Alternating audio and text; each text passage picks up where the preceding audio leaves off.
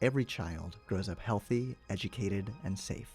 Our story began when our founder, Eglantine Jebb, fought to save children whose lives were devastated by World War I.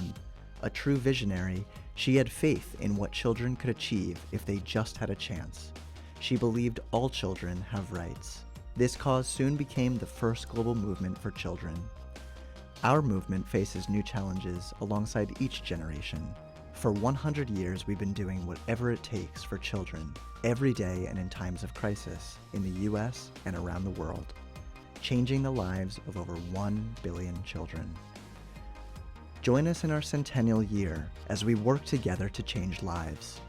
One small act can create lasting change for children, transforming their lives and the future we share. Ladies and gentlemen, please welcome to the stage the CEO of Save the Children and Concordia Leadership Council member, Carolyn Miles.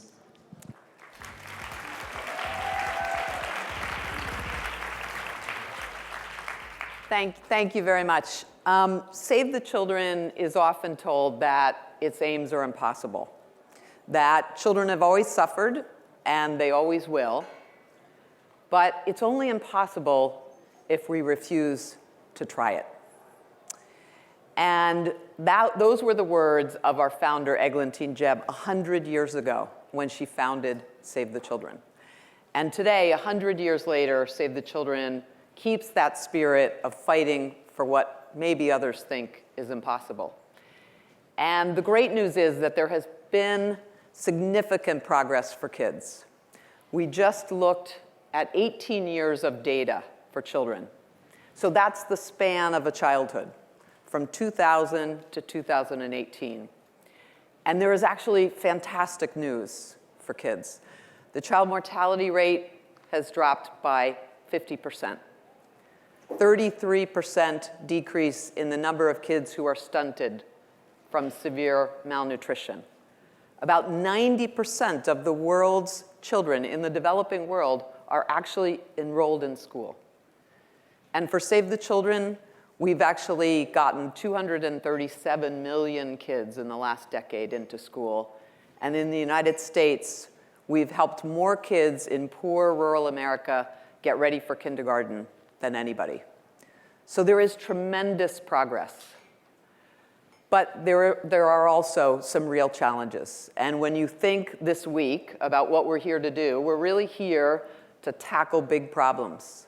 The SDGs, the Sustainable Development Goals, talk about those problems, and they set out actually a goal 10 years from now. 10 years is not that long to achieve these things. With climate, with wars and crisis really impacting kids, there still is a huge amount to do.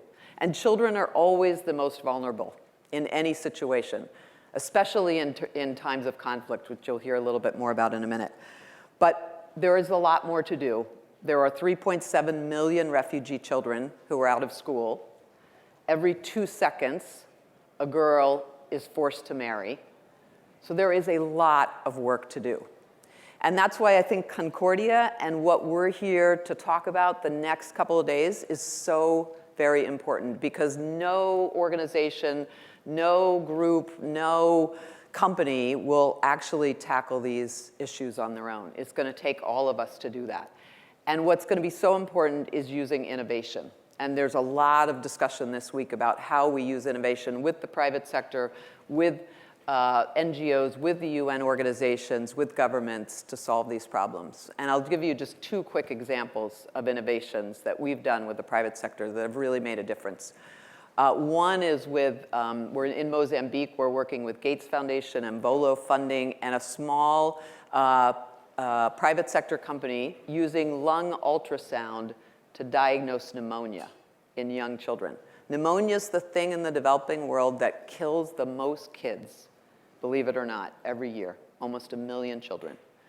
With Accenture, we're using augmented reality to actually help young people who live on the streets in Vietnam be able to imagine a different future. So those are just 2 examples. But it is daunting what's facing children. I was in Yemen in March, And there I went to visit a health center that Save the Children was supporting. And the doctor was so excited. He had incubators for the babies there that needed that. But he had 3 babies in every incubator. That's not typically what you would see. He had almost no medicines. And actually, sadly, the next week after I left, one of Save the Children's health clinics was bombed. 2 community health workers and 3 children were killed in Yemen in that health clinic. So this is one of the really hard things that we have to do, is work in places like Yemen to make sure that kids are really protected. So I'm really glad to be here. We're going to do a fireside chat in a second with a good friend of mine, Filippo Grandi from UNHCR. And remember, I want you to remember that this is only impossible if we fail to try. Thank you. Please welcome, to join Carolyn, Filippo Grandi, 11th United Nations High Commissioner for Refugees, and Samantha Vinograd, co-founder of Global Opportunity Advisors and Senior Advisor, the Biden Institute.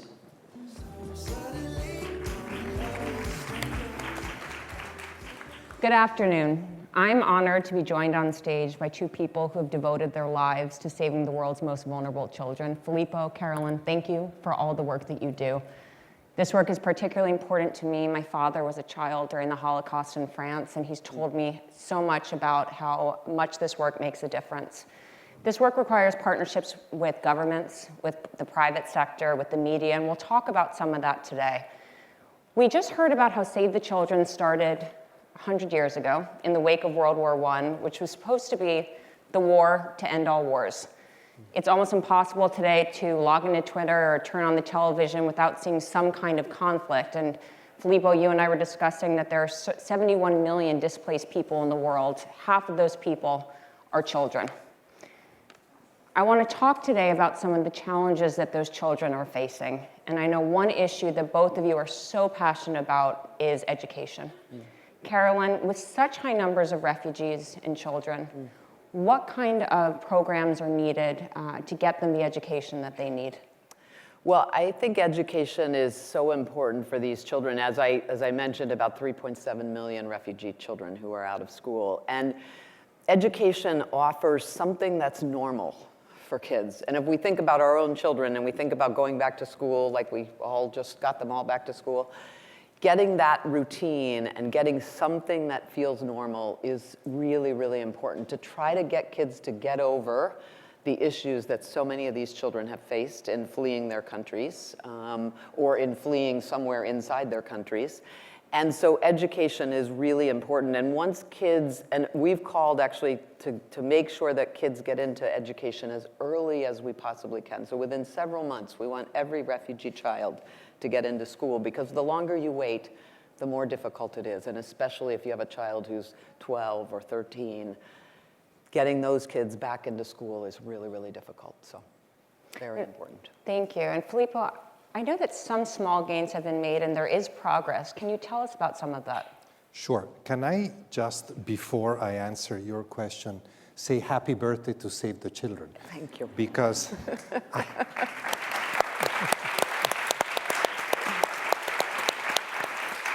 and just a short reflection, 100 years, millions of children saved, to use the title of your organization, and not only saved, but given opportunities. I think this is really an extraordinary achievement, and it gives us hope as we move forward in the context, Samantha, that you described of no peace or increasing conflict. And going to the education question, let's stay with refugees. That's also my field of work.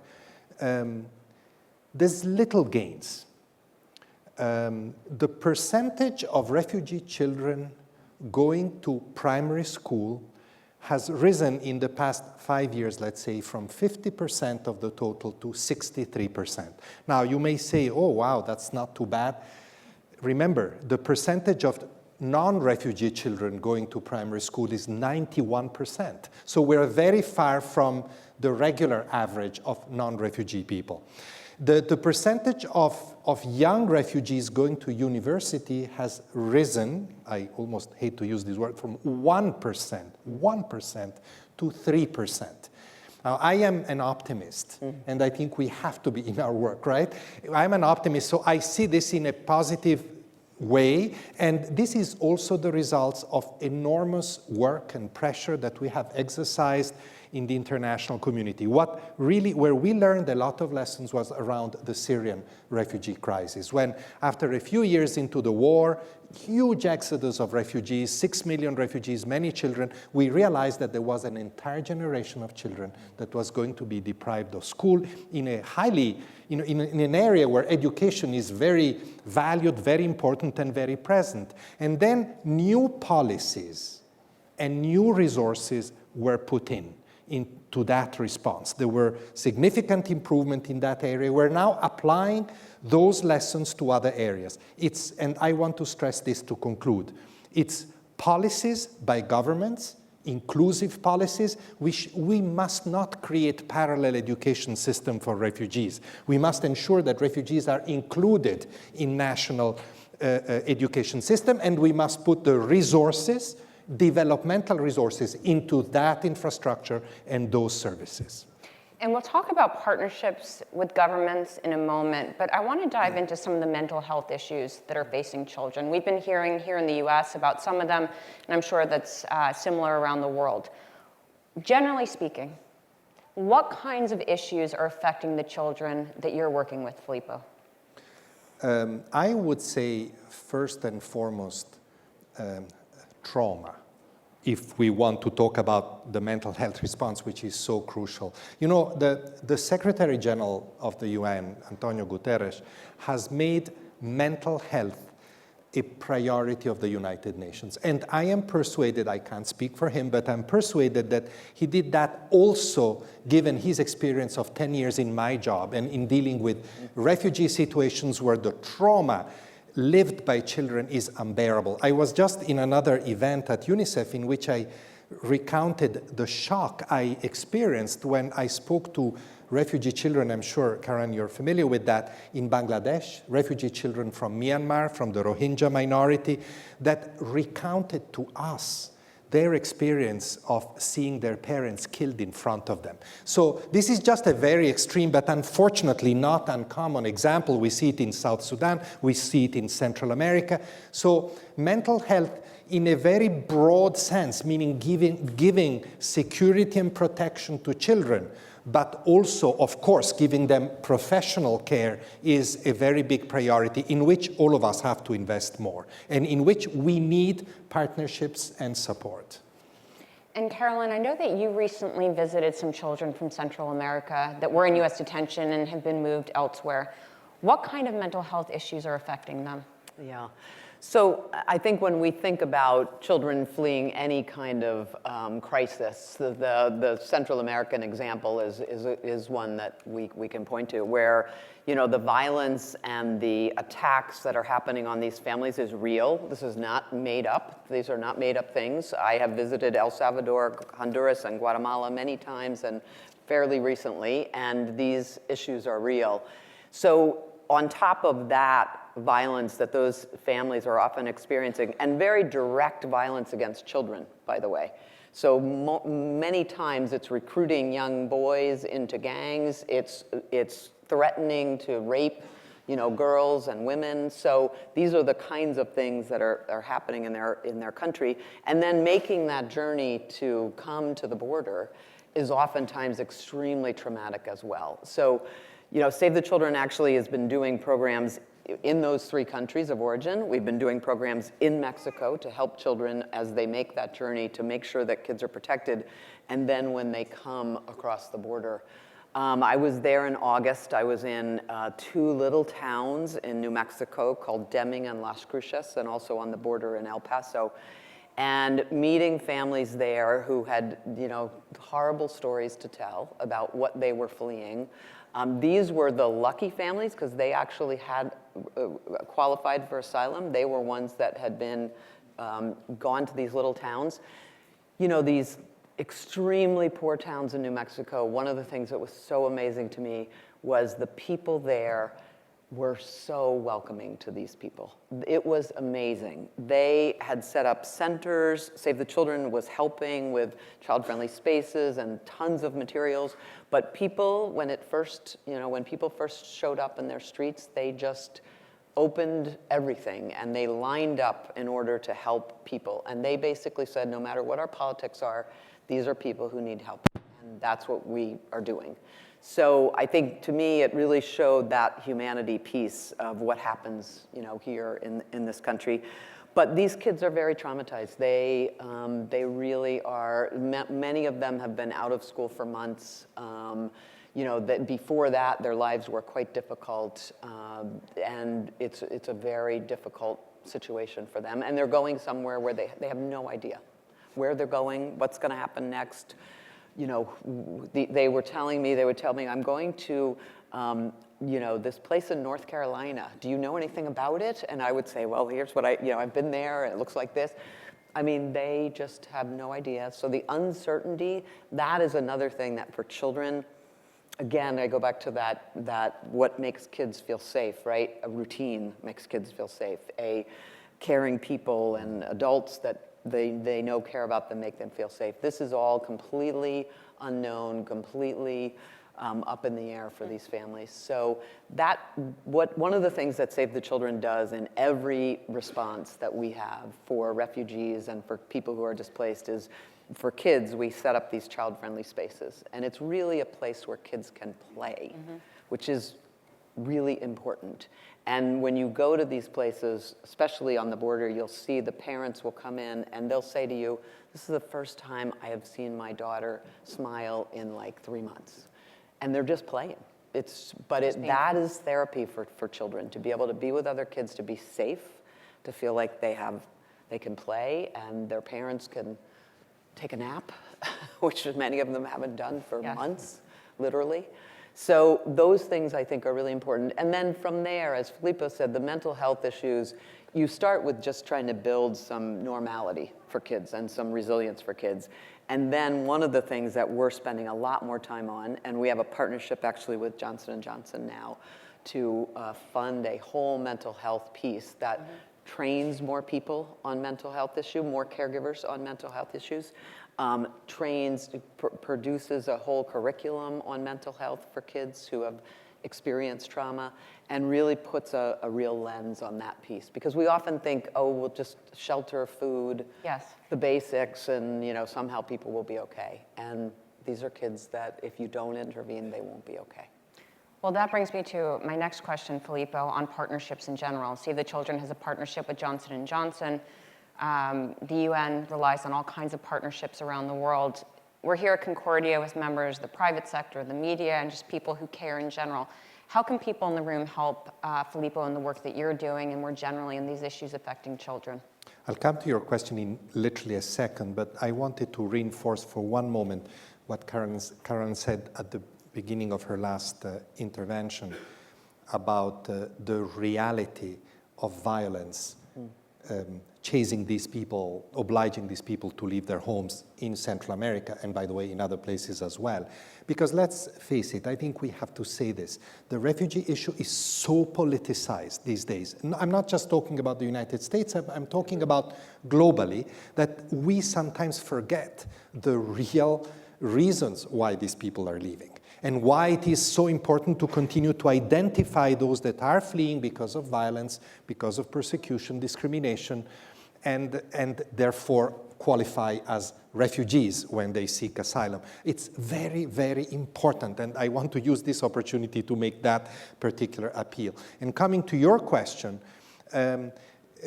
truly, when once again, going back to the Syria lessons, we are really moving, and I think I've said this before here at Concordia, we're really moving away in refugee settings from a purely humanitarian response. Don't get me wrong, humanitarian is still very central. You still need to give people in distress food and medicines and shelter. But I think that because these crises are becoming so protracted, so long, you have to invest differently in terms of the type of resources, the time frame, and also in terms of the partners we work with. This is why business is so important for us. We have, just in the field of education, we have a fantastic program called Instant Network. This is, we partner with Vodafone, and in Africa, we connect schools to the internet, basically. And that opens up an incredible new space for children to learn and for teachers to teach in places where they never had that opening up to the world. We have a very powerful connected learning program that we are expanding to thousands of children in different countries. We partner with Microsoft, for example, in Kenya, in Kakuma. Kenya, one of the most experimental places in terms of doing new things. Connected learning is very important. Remember, we're talking very often about very remote places that have no infrastructure, no facility, so that's the only way that you can offer opportunities to children. My general point that I conclude with that is to say, back to what I said earlier, it's the traditional humanitarian response is still important, and there, of course, we are still grateful to those businesses that simply give money to this program. Traditional philanthropy is still very important. But partnerships from which we, in the international organizations, learn from the business sector, from the private sector, about new business models, about better efficiency and productivity, about new technologies. The list is very long. This is invaluable. We partner, for example, with the IKEA Foundation. I was with them in Ethiopia just a couple of months ago. It's extraordinary what we have been able to do with them, not just because of the resources they put into it, but because of the ideas they gave us and because of the relentless pressure they put on us, and I'm thankful for that, to innovate, not to take things for granted, to do them in a different way. So there's enormous space for business to work with us. The doors are open, not only in terms of resources, but in terms of real partnerships. Final question for both of you. If you had a crystal ball and we were sitting here next year, what's ahead for you over this coming year? What do you have planned, and what do you hope to see from the rest of the community that cares so deeply about these issues? Carolyn, I'll start with you. Well, I think one of the things we're going to be doing is doubling down on this call for education for refugee children. And a couple years ago, actually this very week, we put out a big push to say, let's get all refugee kids into school within a month. So we haven't quite gotten the month, but we did get agreement that within several months we should get all displaced children into school. And I think that it's possible. And Filippo talked about the innovations that are needed to do that, the new thinking that's needed to do that, but also I would say just the commitment to that this is important. And these kinds of conflicts now and displacement, displacement averages 17 or 18 years, right? That's a whole lifetime for a child. If we don't get those kids into school, they won't have a future. And we really have to double down, I think, on that call for education and say, okay, what's stopping us from being able to do that? And it is about supporting governments. There are really great examples. Jordan, I think, is one of the best examples we have of a government that actually, it took a while, but a government that said, okay, we get it. These kids are not going anywhere right now. These children have got to get education. They opened up 400,000 spots in the schools in Jordan. And they made a big effort not only to just open those spots, but to reach out to those families and bring those kids into the schools in Jordan. We have to do more of that. We have to support organizations to be able to do that and governments to do that. We have a big program called Return to Learning in Lebanon. We're trying to do the same thing there, is really work with the Lebanese government to bring these kids back into school in however it takes to get them back into some kind of regular schooling. And even if they're 13 or 14 years old, that's the time that's so critical for children. And if that doesn't happen, boys go off and work, girls get married when they're 14. It's not a future that we want for these children. And Filippo, I know you had the Global Forum coming up in a few weeks. Can you speak a little bit about that? Yeah, because the crystal ball, of course, is full of clouds. It is. I always say, I repeat it almost every time I speak in public, we have become unable to make peace, and even more so to build peace whenever we have an opportunity.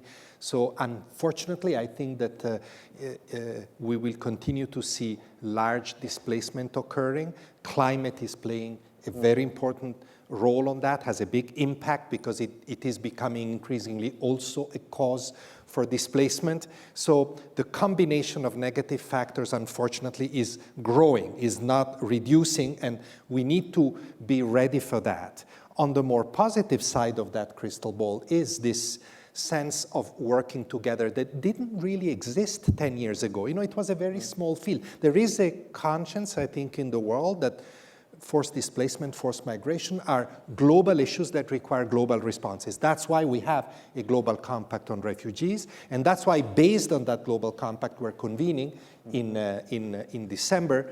My organization, with a number of governments, is convening a global forum where everybody's invited. Civil society, the private sector, governments, of course, international institutions, refugees themselves, to showcase the good things that are happening, the good practices, and to make commitments for the future in the spirit of whole of society approach. Because if I have to leave a message here, I would say we've heard too much about that it is impossible to respond to these big population movements. And from that narrative stem all the bad things, pushing them back, closing borders, and so forth. I would like that forum to be a place where actors of goodwill, all of them, including you, come and say it is possible. There is a narrative of possibility. Thank you. Thank you both. Thank you. Thank you. Thanks, Samantha.